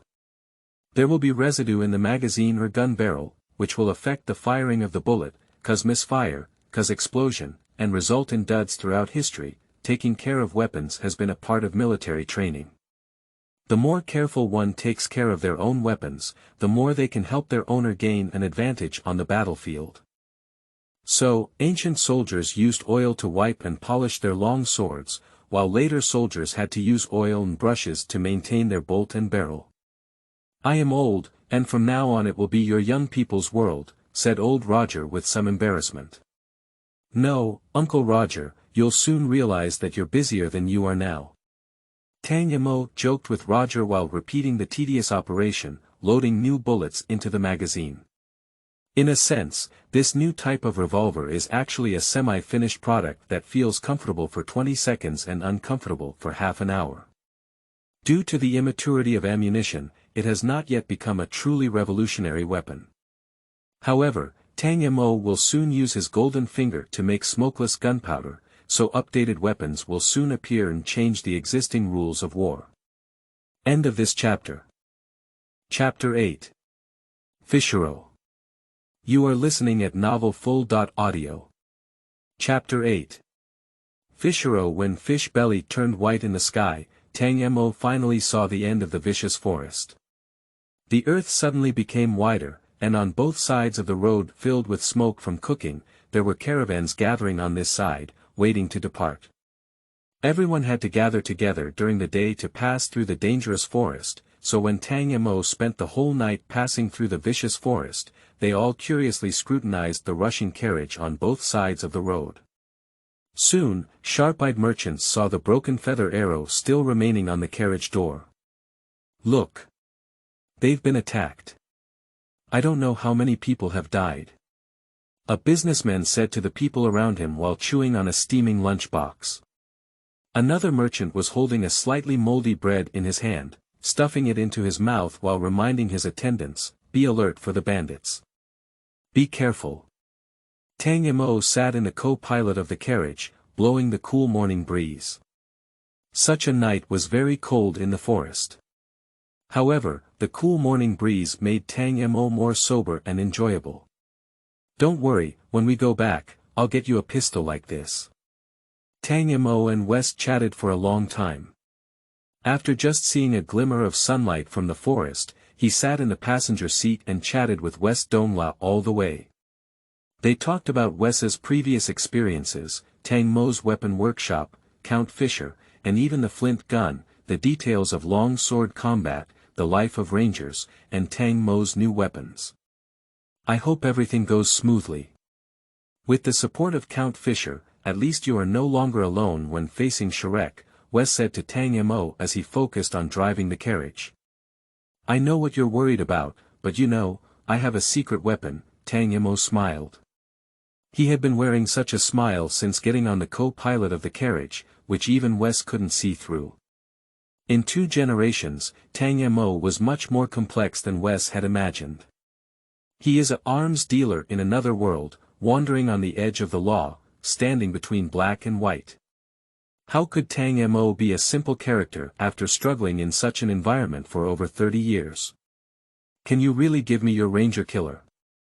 Wes finally couldn't resist the temptation and asked. He really wants to know how amazing his combat power would be if he had such a ranger killer inserted around his waist. Just approach a target and he can guarantee to kill them, and rely on the remaining bullets to create chaos and retreat calmly.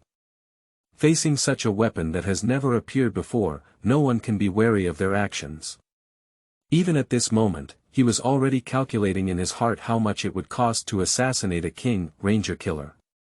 Tang Mo was taken aback for a moment, he almost didn't realize what Wes was talking about. But soon, his smile became even more brazen. "Ha ha ha. You're so funny, Wes. Ha ha ha." He knows what kind of characters the Rangers in this world are, so he also knows what Wes really means. The times are advancing, and the battle mode of 3 musketeers, like a hero who fires a shot first and then fights with a long sword, will definitely be swept into the garbage heap of history. But will Rangers or similar people disappear? Obviously not. Even this combat style will become more systematic and scientific, ultimately evolving into more professional spy agents, and even special forces. And that rough, long sword fighting mode will eventually be completely eliminated, replaced by a short and efficient PPK pistol hidden under the armpit. Before Wes, who was laughing inexplicably, could no longer bear to burst out, Tang Mo finally stopped laughing and said to Wes, "Don't worry, stay by my side, you will see scenery you have never seen before, and naturally find a path that you can continue to walk on. However, before that, he patted Wes' shoulder and said with great interest, "This pistol is not called a Ranger Killer, it's called a revolver because it hasn't been mass-produced yet, so it hasn't been numbered yet." After going back, "Can you really give me such a revolver?" Wes confirmed, he really likes this weapon. If he could hold it in his hand, he could even feel invincible power. Better than this. Tang Mo felt that it was not difficult to equip his subordinates with some better weapons. "You're joking." But it was obvious that with Wes' pitiful imagination, there were no better weapons in this world than a revolver. It's like even the super ace pilot Hardman never imagined that one day there would be an aircraft that could lock in dozens of enemy planes from beyond line of sight and attack 8 of them simultaneously. Tang Mo was too lazy to explain to Wes, so he leaned against the carriage and looked at the city that appeared on the ground not far away. He spoke softly, "You'll know when you go back. Bailing is the territory of Count Ronan Fischer, and the largest city here is also the city where the Count is located. Wolf City. The Ronan family uses wolves as their emblem, just like the Stark family from the north in the TV series that Tang Mo is familiar with. These families that started with martial arts generally have a primitive worship of wild beasts, and the family emblem is either a wolf head or an eagle, either a bear or a lion, so the probability of hitting a shirt is quite high. When Tang Mo saw the wolf flag hanging on the city wall clearly, he also saw the cavalry waving the flag and welcoming his carriage. 30 knights wearing breastplates and helmets, holding high the North Ridge wolf flag, galloped their horses and quickly surrounded the carriage where Tang Mo was located. Surrounded by these knights, the carriage entered the city and then saw a prominent figure waiting there at the city gate. Count Ronan Fischer. When Wes saw these knights, he visibly relaxed a bit. When he saw the Count at the city gate, he immediately smiled. After tightening the reins, he didn't wait for the carriage to come to a complete stop before flipping over and jumping off. However, the Count's guards remained loyal and stood between him and the Count. "Lord Count." Despite being separated by 2 knights, Wes still smiled and nodded slightly, bowing slightly to Fischer's already wrinkled face. "Wes. Is what you said in the letter true?" Fischer raised his hand, gesturing for the 2 guards not to be so nervous. "If he wants to take action, you can't stop him. Move away. Of course, you know my reputation. As long as I take your money, I definitely won't mess things up." Wes spread out his hands and gently hugged Fischer, then gave up half of his position and introduced Tang Mo behind him. "He's the person you're looking for, the gun has already been brought. I witnessed it last night, better than you imagined." "Oh." Fischer clearly cared more about firearms, and as soon as he heard this, he didn't move his steps and made a questioning voice. Wes immediately explained, "It's not peaceful in the vicious forest. Dare to provoke your mountain bandits, they are really unfortunate." "Ha ha ha." Count Fischer was taken aback, and then seemed to have guessed the truth, followed by a burst of laughter. Wes rubbed his nose without correcting the Count's words. He is now a knight of Tang Mo, so he must keep some things confidential. "So. What are we waiting for? Let's go. Go inside and talk." Fischer Luo showed an excited smile, gestured to Tang Mo, and then led the way. "Have breakfast first. Although the food here is not very good, it is still quite abundant." "That's great, Lord Count. We've been really exhausted all the way," Wes said with a smile, as if returning to his own home. Fischer was also very generous. After laughing heartily, he spoke to Tang Mo again and said, "Come on, child. The people of Bailing are warm and hospitable, so you don't have to be constrained when you come here." He led the way to the castle, with Tang Mo following behind and seeing the bustling market and the crowds of merchants coming and going. To be honest, as the capital of Bailing, this place is much more lively than the familiar Bunas.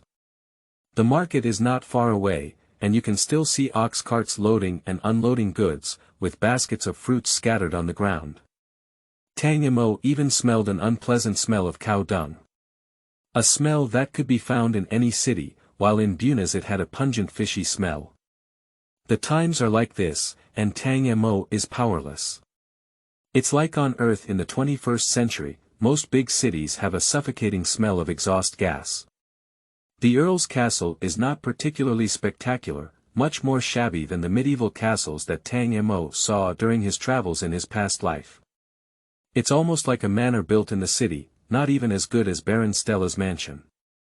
From this detail, it can be seen that Count Ronan Fischer is not as ostentatious as Baron Stella. But in this small count's mansion, you can see 7 or 8 officers and no less than 30 guards, each with live ammunition and wearing the light yellow military uniform unique to the Kingdom of Right. When the Count passes by these officers and soldiers, they will solemnly stand at attention with their chin raised, place their hands on their chests, and loudly greet each other. I'm laughing. The Count looked at Tang Mo with some embarrassment and explained, the border cavalry activities of the Kingdom of Sussex are becoming more and more frequent. I have to consider the necessity of gathering troops for defensive operations, so this place has been changed to a temporary command center, making it appear crowded. Has the situation reached such a critical level? Tang Mo also arrived at Bailing for the first time and personally felt the oppressive atmosphere from the front line. End of this chapter. Chapter 9. 9 It's Too Late. You are listening at novelfull.audio. Chapter 9.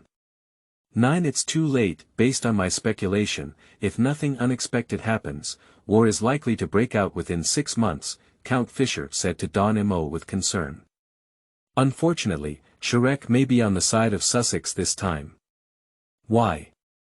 Wes frowned and interjected. If Sousas had taken over the North Ridge, then the coal and iron here could have been supplied to Shrek's factory at a low cost, the Count explained, then pushed open the door and led a few people into the makeshift cafeteria. Sure enough, a table of dishes was prepared here, and the not-so-exquisite tray contained prey from the North Ridge. Rabbit and deer meat were prominently displayed. Come on, everyone sit down. The Count took off his cloak, folded it, and casually hung it on the back of his chair. At this moment, Tang Mo finally saw that on the other side of the Count's waist hanging a long sword, there was a beautifully designed and carefully tuned flint gun. That is a style that everyone is familiar with. No matter how finely crafted the appearance is, it cannot conceal the essence of the Shrek flint gun. I think if you can come with Wes, you must have heard about me, Fischer said as he moved his knife and fork, stuffed a piece of meat into his mouth, chewing it. I heard that there are people here who need weapons, so I came. Tang Mo didn't hesitate and picked up the tableware. The Count in front of him, who didn't look much like the Earl, said, Your reputation has spread far and wide, Your Highness. Boasting that anyone knows, I don't need you to do this. You know what I want, so I won't talk too much. I want to see the weapon test fired immediately, can we arrange it? Fischer arrived so quickly, seeming even more anxious than Tang Mo, who was selling things. It can be imagined that the current border war clouds have become so dense that the Earls on the border are so desperate to find a chance of victory. Of course, the things are in the carriage. Tang Mo didn't intend to upset his stomach. Since the other party was in a hurry to see the goods, this matter became half done. He has confidence in his new style of pistol, so he is very certain that anyone who truly needs weapons will make the most correct choice when they see this new type of firearm. The Count was eager to see the new firearms, and Tang Mo was also eager to sell his own products, so it was only natural for him to have this breakfast quickly. Tiger, you all come over. As he passed by the lawn, the Count waved to several officers in the distance, gesturing for them to come and watch the test firing of the new weapon. I have found a new weapon dealer who says his weapons can greatly enhance the combat effectiveness of the troops. Sir, we have seen at least 3 of these scammers before. An officer with a long sword and a musket hanging from his waist walked over with several officers, and his eyes towards Tang Mo were filled with unkindness. Tang Mo didn't pay attention to such a look. He took the K1 fast gun that was originally carefully prepared for Baron Stella from Wes's hand. He skillfully pulled the bolt of his gun and then took 2 bullets from Wes's hand, gesturing to everyone. Then he handed one of the bullets to the Count, and then stuffed the other bullet into the barrel of the K1 fast gun. Following him, he rotated the bolt and closed the gun, pulling the trigger towards the sky. A sharp gunshot echoed, and everyone asked for a faint smell of gunpowder. The entire process lasted only a few seconds, so everyone, including the Count, who was accustomed to the loading speed of the flint gun, stared at Tang Mo's next move in amazement. I saw Tang Mo pull open the bolt of the gun, clean the barrel with a simple method, and then take the second paper shell fixed charge from the still stunned Count Fischer's hand. He stuffed it into his own barrel, pushed the bolt again, rotated the gun mechanism to close, and completed the loading. He raised his rifle again, aimed it at the sky, and calmly pulled the trigger for the second time. The second gunshot followed, hitting the hearts of every officer present like a cannon. This set of operations was performed by Tang Mo in front of Baron Stella, but the shock it brought to the Baron was obviously not as great as that it brought to these officers who truly led troops to fight. The officers in front of them, including Count Fischer, were all truly leading their troops to the battlefield at critical moments, and the impact of new weapons on them was indescribable. "Do you need to shoot a few more shots?" Tang Mo had a faint smile on his face, and then handed the K1 fast gun in his hand to Count Fischer, who had not yet regained his composure in front of him. The other party instinctively took the gun from Tang Mo's hand and caressed the metal patterns embedded in the wood on the gun body, giving a feeling of caressing their lover. Fischer was cautious, as if afraid of damaging the artifact in front of him. A few seconds later, he lifted his head and looked at Tang Mo. "Can I give it a try?" "No problem, but this gun will be sold at a brand new price." Tang Mo smiled and agreed to the Count's request. Okay. The Count nodded gratefully to Tang Mo, and then he saw Tang Mo take a few paper shells from Wes' hand to load the ammunition. He consulted Tang Mo while learning from him to clean the barrel of the gun, then inserted a bullet and simply closed the bolt. This process is really too simple and convenient, so simple that it gives him an incredible feeling. The flint gun previously equipped in the army had already made him feel very simple in handling these steps, but compared to the needle gun in front of him, it was really incomparable. The weapon in front of me can really change the rules of war. Its simplicity and operability can be said to be disruptive. After pushing the bolt and closing the barrel, the Count even felt a sense of timidity, afraid that he would damage the treasure in front of him. After he had everything ready, picked up his long gun, aimed it at the distant sky, and carefully pulled the trigger, his shoulders felt a huge impact from the stock of the gun. Bang! The third gunshot echoed in everyone's ears, including the officers who came to visit together. The officer named Tiger, who was just advising the Count to be careful of scammers, now only has a mouthful left. If it weren't for the Count playing with and testing this new rifle, he would have wanted to grab it and carefully examine it. This ultimate killing weapon has a firing rate that is more than 3 times faster than a flint gun. Yes, he didn't know the name of this thing yet, so like Wes, he gave the unnamed weapon in front of him a medium and domineering name. The ultimate rifle. The Count followed Tang Mo's words and pulled back the bolt of the gun, blowing the ashes and residue inside the barrel in a daze, carefully shaking a newborn child. After repeatedly confirming that there were no large pieces of residue in the barrel, he took another bullet from Tang Mo's hand and stuffed it into the barrel. This time, his movements became much smoother, which reminded him of an exciting detail. The training cost of this weapon is much lower than that of a flint gun. With this new type of rifle, even if he recruits some farmers and provides some training, he can almost meet the standards of a regular army. The previous fear of increasing casualties among farmers on the battlefield dissipated with the fourth sound of this rifle. For a moment, the Count was in a good mood. He watched Tang Mo speak, but couldn't remember the name of this new weapon. This K1 fast gun, Lord Count. Tang Mo, who was understanding, reminded him. How much does it cost to have a K1 K1 fast gun. The Count was a bit uncomfortable with Tang Mo's naming convention, as the Shrek flint gun was clearly named after the Shrek Foundation. 5 gold coins each, come with matching brushes and ammunition packs. Tang Mo introduced his weapon, familiar with the situation. 3 silver coins per bullet. If purchased in large quantities, it can be even cheaper. How many K1 fast guns do you have?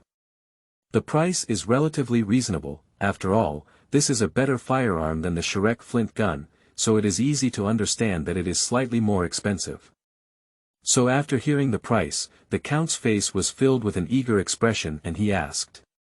At this moment, he has made up his mind to buy 500 even if he loses everything. No, 1,000. 10. Unfortunately, Tang Mo gave him a disappointing answer. Tang Mo's previous economic situation was very poor, so he was unable to burn his bridges and produce a large number of rifles. So he's just making empty promises and can only go back to production as soon as he receives the order. Even the funds for expanding production have to be squeezed out of the profitable profits. Too little, I need at least 600. No, 700. The Count was noticeably stunned after hearing Tang Mo's answer, then he shook his head and expressed his psychological expectations. Upon hearing him say so, Tang Mo naturally hoped to meet his requirements. Although 700 rifles a year is a challenge, it is also an opportunity. If Tang Mo can really achieve such a production quantity, then his production capacity can eat the gun business of the entire kingdom. At that time, he was able to compete with the Shrek Foundation within the Kingdom of Right, and it was only at that stage that he had the basic ability to truly protect himself. So Tang Mo spoke to the Count and said, "Your Excellency, that will take a long time. After all, the largest gun production workshop in the kingdom can only produce 300 rifles per year. What we lack is time. If only I had known you a few years earlier." The Count's face turned pale, as if he was increasingly dissatisfied with the dangerous situation in his territory. End of this chapter. Chapter 10. 10 Requirements. You are listening at novelfull.audio. Chapter 10 10 Requirements. He also knew that even if he placed an order with Tang Mo now, it was still too late. Even Shrek's workshop takes a long time to produce thousands of rifles. Tang Mo was unwilling to give up the order he received, so he spoke to the Count and said, "It's not too late now, Your Excellency. Time can always be squeezed out. If you have money, I think I can expand the production scale and meet your requirements as soon as possible." In fact, weapon performance is only one aspect. Tang Mo knew that what truly changed the era was the transformation of production methods. Shrek may be able to compete with him in weapon technology, but in production technology, they are not on the same level. The Count didn't know what Tang Mo was calculating in his heart, he just wanted to know that he would be able to obtain these weapons as soon as possible. These weapons are very important to him, and if he can equip them as soon as possible, he is confident that he can face the upcoming war calmly. He needs his troops to be able to enter the battlefield after completing training, so he needs to leave enough time for himself. Therefore, the production time he can give Tang Mo is actually very limited, according to his idea, at most only 2 to 3 months. Thinking of this, he couldn't help but look at Tang Mo and ask, "As you said, how fast can it be? We only have less than half a year left." Tang Mo calculated in his heart that if he went back, he would work with several engineers and old Roger to manufacture standard industrial mother machines, and then quickly produce several steam engines according to the drawings, making weapon production much simpler. As long as there is continuous power, drilling the barrel will become easier. It is not about producing very precise sniper gun barrels. The basic requirement for a qualified barrel in this era is that bullets can fly out of the barrel. So, if there were really steam engines and supporting equipment, Tang Mo could instantly increase its production capacity to 10 times or even 100 times what it is now. And the design drawings that constrained him were already in his mind at this moment. His advantages were simply too obvious compared to those engineers who had to design from scratch. These things are all his magic weapons for expanding production, and also his treasure trove for making money in the future. As long as the Count is willing to pay for these production equipment, the subsequent business will truly be a good deal to snatch money from. So after calculating the time, he spoke up to the Count and said, "If the Count can meet my requirements, perhaps I can provide you with 500K1 fast guns for a maximum of 3 months. Are you joking?" The Count was caught off guard when he heard such a satisfactory answer. He looked at Tang Mo incredulously, afraid that he might have heard the wrong thing. "I'm not joking." Tang Mo shook his head and gave the Count a definite answer once again. "Within 3 months. As long as you give me everything I need." What sets Tang Mo apart from other technicians, or in other words, his greater advantage over other technicians, is that he has finished product drawings in his mind. He doesn't need to experiment or take any detours, he just needs to find a way to get various parts that meet the standards, and then assemble them together. Others need a lifetime, or even several generations, to accumulate experience, and then burst out with a brilliant idea. He only needs to flip through the information and even the result is clear. While others were still thinking about the usefulness of this thing, even the technical difficulties of improving the model in the future had already surfaced in his mind. While those poor engineers were still pondering what kind of bullets would be the future direction of development, Tang Mo was already considering whether to use the 95 or M4 assault rifle. This is Tang Mo's advantage. In this field, no one can catch up with his speed, no one can defeat him. Looking at Tang Mo's confident gaze, Count Fischer finally decided to give it a try. After all, the fast gun in his hand is not fake. If Tang Mo succeeds, his troops can indeed gain a huge advantage on the battlefield. So Count Fischer clenched his rifle in his hand, as if he had made a huge decision, and stared at Tang Mo, asking, "Okay, let's talk about what you need." In fact, he did make up his mind. As long as Tang Mo didn't want it too outrageous, he decided to give it a try. If he wins this war, perhaps he can get more elsewhere. Tang Mo roughly estimated that he didn't need too many people, but these people must be the elites among the elites. In this era, most tools still need to be handcrafted, and some parts of Tang Mo also have to rely on craftsmen who are comparable to level 7 or above skilled workers to manufacture. If he can barely manufacture the mother machine, he can immediately produce steam engines and other supporting equipment. Once the manufacturing of these devices is on track, the production of firearms and ammunition will immediately become easier. At that time, as long as the machinery and equipment are sufficient, he can produce hundreds of gun barrels in 1 day and complete the Count's order within 2 days. So Tang Mo reached out a hand and said to the Count, "I need people, very good craftsmen. The kind of craftsmen who can truly stand alone. You can find the best among blacksmiths and watchsmiths. At least 10. Including apprentices and other workers, at least 70 people."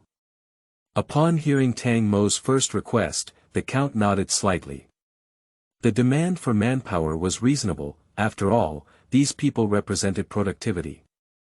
He also felt that it was necessary to expand manpower in order to produce a sufficient number of firearms, and he even felt that Tang Mo needed too few people. Because he heard that there were 2,000 to 3,000 workers responsible for producing firearms in Shrek's firearms workshop. At this scale, only 300 to 500 rifles can be produced per year. So, he thought Tang Mo would want 1,000 people, but he didn't expect Tang Mo to only have 70. So he breathed a big sigh of relief and continued to ask, "What else?" As the actual owner of the Northern Ridge, Count Fischer is still very confident in his abilities. He will definitely be able to find 70 craftsmen, and he can even pick and choose a group with good abilities.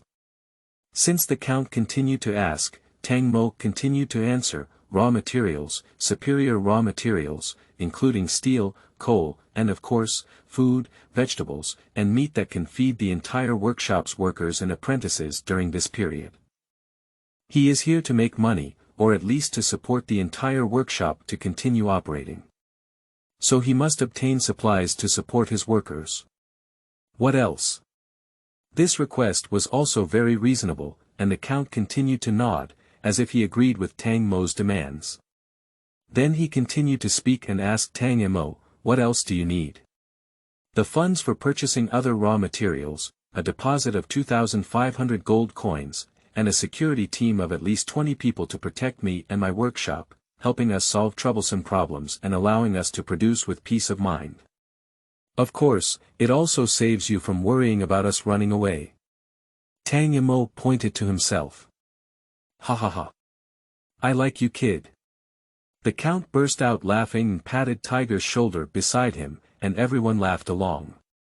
After laughing, the Count looked at Tang Mo again and spoke somewhat awkwardly, "I may not be able to get out so many coins at once. You can use the ore and coal from biling to settle a portion of my actual profit. There is no way to pay the workers' wages, I can only ask for cash, but I can exchange my profits for materials, which is not a problem." Tang Mo did not force a demand, but instead exchanged his profits for materials. Anyway, he also wants to continue expanding production, whether it's steel or coal, which is actually what he needs in large quantities later on. These things are definitely not too much, because they will soon be consumed again. And this flexible trading method also allows Count Fischer to avoid worrying about having to raise so many coins. This is a compromise of two benefits, which naturally brings joy to everyone. The Earl nodded slightly and happily agreed to the model. "It's reasonable. If I do this, then within 2 months, I can get 500K1 rifles exactly like this one." This time Tang Mo shook his head, and as everyone was about to turn pale, he continued, "Of course it's different, there's no carving on it." The Count glanced at the K1 fast gun sample in his hand and saw the decorative patterns specially added to please the nobles. He smiled again and said, "Ha ha ha. All right. I will prepare these things for you as soon as possible. Besides." He paused and looked at officers like Tiger beside him, then spoke in a lengthened voice. After the long note, he explained to Tang Mo, "Changing weapons on the spot actually takes a certain risk. You know, it's not an easy task for soldiers to learn how to operate your weapons, familiarize themselves with maintaining them, and then bring these weapons to the battlefield," he said, pointing to the 2 rows of soldiers walking the parade not far away.